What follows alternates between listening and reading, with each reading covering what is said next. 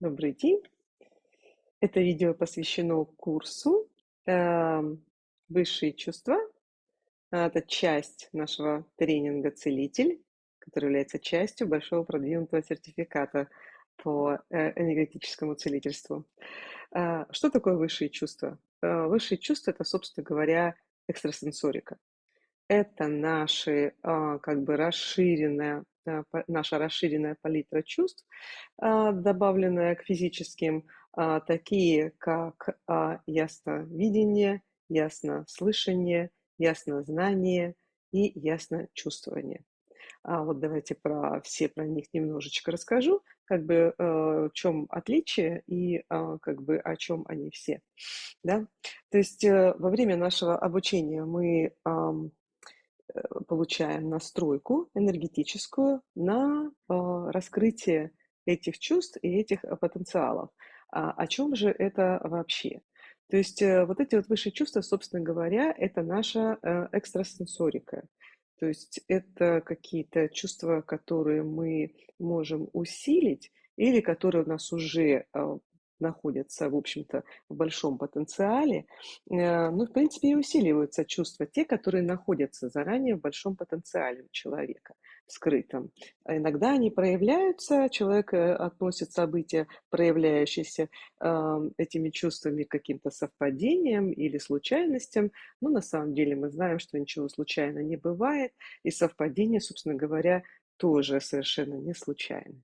Вот. О чем же это все? Например, давайте пройдемся по порядку и поговорим сначала о ясновидении. Ясновидение – это наиболее употребимый термин, которым люди обозначают способности человека видеть какие-то события или видеть людей, видеть там картинки из прошлого, из будущего, вот, видеть ауру и так далее. То есть это все немножко отличается. То есть ясновидение, clairvoyance, называемо по-английски, то есть это когда человек видит с открытыми глазами или закрытыми, или во сне, или во время ченнелинга, видит какие-то послания именно в виде картинок. Именно в виде картинок, движущихся, обычных, или вот в каком-то таком виде символичном, может быть, иногда, но это именно визуальное восприятие. Вот. Например, вы можете видеть какие-то картинки из будущего, кто-то может видеть, да? Или, например, человек или целитель с закрытыми глазами, когда видит ауру клиента, примерно, да, ауру или его поле, и в этом поле, например, он видит состояние чакр, насколько они открыты, насколько они яркие, насколько как бы они, может быть, замутнены или заблокированы какими-то такими энергиями, которые уже подавленные, накопленные, да, негативные, там, опыт какой-то. Вот, и он видит вот эти вот темные места в ауре, это тоже относится к ясновидению. Что еще относится к ясновидению? Иногда к ясновидению относятся моменты, когда человек видит людей уже умерших и видит их почти как живых. Такие случаи бывают. Случаи очень такие сильные, иногда для человека неожиданные и далеко не всегда приятные. Вот, ну, случается. Иногда видят, значит, там духов, привидений, вот какие-то, да, силуэты, это ам, а, тело, etheric body. Вот, то есть это все, что человек воспринимает через зрительные каналы. Следующим у нас идет яснослышание, clear ам, audience, да, и вот clear audience, что это? Мы иногда действительно слышим звук или голос, да, который нам говорит что-то во время ченнелинга, во время сеанса, вот, или иногда просто как бы человек слышит голоса, да, э, духов или своих проводников, или иногда он слышит эти послания своим голосом. Я думаю, что это моменты, когда человек защищен своей психикой для того, чтобы не быть в шоке от того, что он слышит чужой голос. В эти моменты, как бы, наверное, срабатывает как раз-таки защитная реакция физического организма, если она в хорошей гармонии с духовным. Вот. Иногда вот это clear audience, оно возникает не как звук именно, да, а как мысли. И то есть у вас появляются мысли, которые вы транслируете уже, ну, как бы в слова, да. То есть вот иногда это в основном используется очень часто теми людьми, которые делают ченнелинг. То есть вы наверняка встречали видео, где ченнелеры рассказывают, что они подключаются к какому-то обычно конкретному каналу, конкретному духовному каналу там, или существу из более высших измерений. И вот они либо слышат голос, либо чаще всего это именно как бы вот мысли, поток мыслей, которые они у себя в мозгу интерпретируют в голос или что-то, и своим голосом потом доносят. Вот. Это вот такой вот тип. Иногда как это проявляется? Если вы работаете на получении сообщений для кого-то, да, занимаетесь ридингом, или, например, вы там раскладываете кому-то оракул карты, то для интерпретации и для получения послания вы иногда слышите голосом какое-то вот слово, например, или фразу. Вот, бац, она возникает в пространстве. Вот это вот к этому относится, к яснослышанию. Следующий тип а, нашего восприятия экстрасенсорного — это яснознание. Яснознание очень интересная вещь. Это, по сути, как бы очень усиленная интуиция. Она, конечно, возникает именно вот чем она отличается от такого прогноза логического. То есть, когда вы что-то знаете, и вот прям чувствуете, что нужно что-то сделать, но под этим нет никаких рациональных оснований. То есть это такое иррациональное чувство, а, знания чего-то, что точно нужно сделать. Не то чтобы это что-то произойдет, это как бы больше к сновидению, может быть, относится, но точно нужно что-то сделать или не сделать. Например, вот прям вот чувствую, что не нужно сегодня садиться за руль, да, или не нужно вот сегодня, даже если билеты куплены, вот не нужно сегодня бежать и ехать вот на этот самолет с купленными билетами. Или вот нужно точно, блин, податься именно вот на эту работу, да. Вот. Или возникает такое чувство, оно у вас, у многих, кстати, именно так проявляется, например, у мужчин и у женщин. Вот они там из миллиона других мужчин и женщин встречают кого-то, и вот другие-то проходили, и ничего, а тут вдруг появляется такая мысль какая-то странная, а вот она могла бы быть моей женой, или он мог бы быть моим мужем. Почему такая возникает мысль, да? Ничего под этим нет, ты этого человека видишь первый раз. Ты миллион таких видел уже вот до него, и у тебя не возникало такой странной мысли. Но это вот опять же о знании, потому что которое приходит с другого совершенно уровня, то есть с астрального уровня, уровня души, а может быть даже и духа, и когда ты какую-то информацию вот из информационного поля славливаешь как, ну, я не знаю, как радиосигнал такой, да, как приемник этих сигналов. Вот. И вот эти вот такие моменты яснознания, что еще к ним может относиться для примера к яснознанию? Когда вы, например, угадываете с какими-то подарками, да, то есть вы так подумали про кого-то, про человека, думаете, что ему подарить там на Новый год, в день рождения, вот, и вы так представили человека, и вы вдруг представили что-то, что действительно вот с ним ассоциируется, и вы точно угадали, как бы, что этому человеку купить, вот. Потом к яснознанию относятся, конечно, также какие-то вещи, когда вы интуитивно понимаете, даже не будучи специалистом в какой-то области. Ну, у вас есть какие-то знания там, да, а может быть и нету, а может быть просто вы как бы интересуетесь чем-то.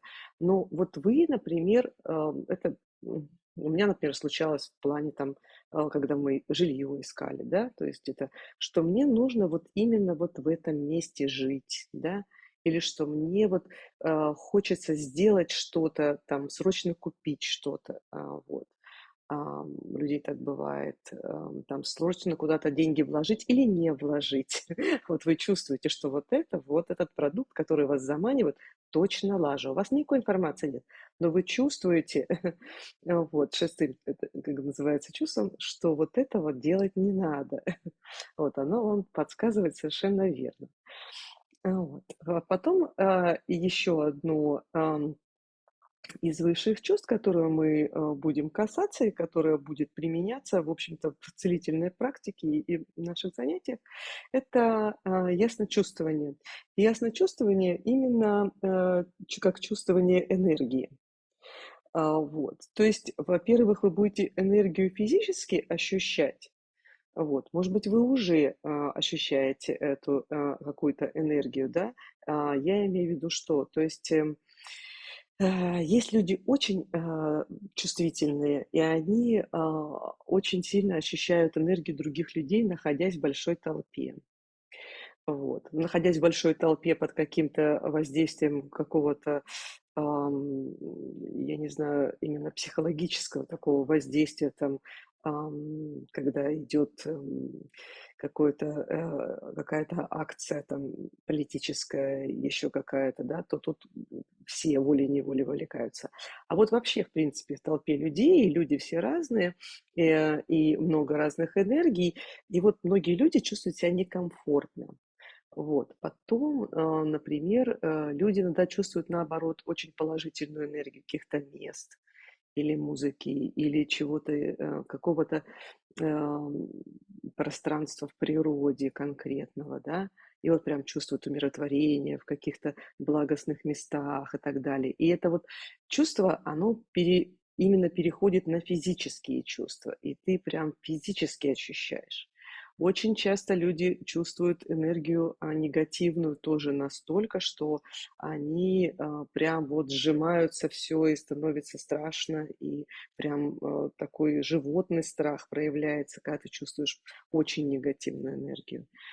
Таким образом у людей может проявляться, или просто такие неприятные чувства, и ты как-то хочешь быстрее туда сбежать. Вот, например, ам, когда я работала в недвижимости, было часто такое, особенно у женщин, потому что женщины более чувствительные, они приходят куда-то и говорят: ой, мне в этой квартире аура не нравится, или в этом доме, оно какое-то неприятное, я здесь жить не могу. Вот, то есть они чувствуют энергию этого места и понимают, что здесь какие-то застоявшиеся энергии или от каких-то неприятных событий, связанных с большой историей этого дома, этого города и так далее. Вот, и они все вот это вот как бы чувствуют именно как-то психологически и даже иногда физически, если они вот настолько чувствительны. Вот, как это помогает нам, например, в целительстве? То есть мы, когда работаем с клиентом, да, с человеком, то мы, просто можем, например, не только видеть, например, какие-то, застоявшиеся энергии или чужеродные энергии, от которых нужно избавляться в ауре, мы иногда можем их ощущать. То есть вот, руками буквально вы идете по ауре, и вы ощущаете вот эти вот неприятные, какие-то вот, сгустки нехорошей энергии. Вот. И вы с ней работаете тогда, и вы ощущаете более легкие потоки.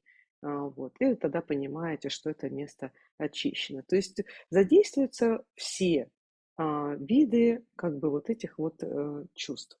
Но что нужно понимать и чего не нужно как бы бояться или стремиться там, к такому, к идеальному, что у каждого человека не могут быть одновременно идеально все вот эти вот экстрасенсорные чувства быть развиты. Обычно у человека происходит развитие какого-то одного или двух чувств больше, чем остальных. Вот. Есть какие-то люди, которые именно в чем-то одном очень-очень сильны.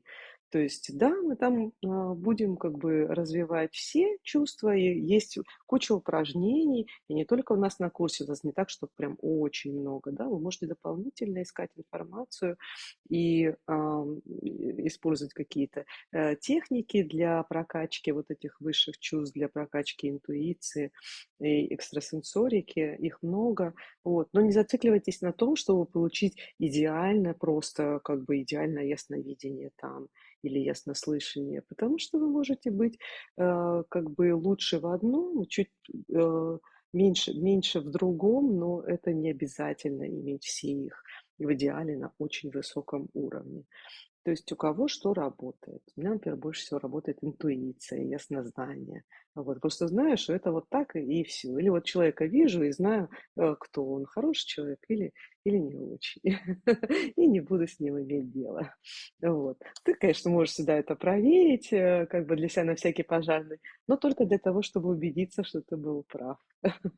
В общем, приходите к нам на курсы или сами занимайтесь, ясновидение, яснознание, яснослышание, в общем, вся наша интуиция, экстрасенсорика, они нам помогают в жизни, не обязательно это для какой-то целительной практики использовать, это просто помогает нам в жизни. И еще один момент напоследок. Когда вы чувствуете что-то своей интуицией, пожалуйста, никогда не пренебрегайте. Потому что интуиция — это тот голос свыше, который нам дается нашими хранителями и нашей душой. И если мы это игнорируем, то, в общем, обычно последствия не очень приятные. Вот. И нам будут все время тыкать и тыкать носом, пока мы, наконец, не привыкнем прислушиваться к голосу нашей интуиции, наших ангелов-хранителей, нашей души и вообще нашему высшему чувству. Вот. Раз он нам дан, то мы должны его только развивать и ему следовать на наше высшее благо.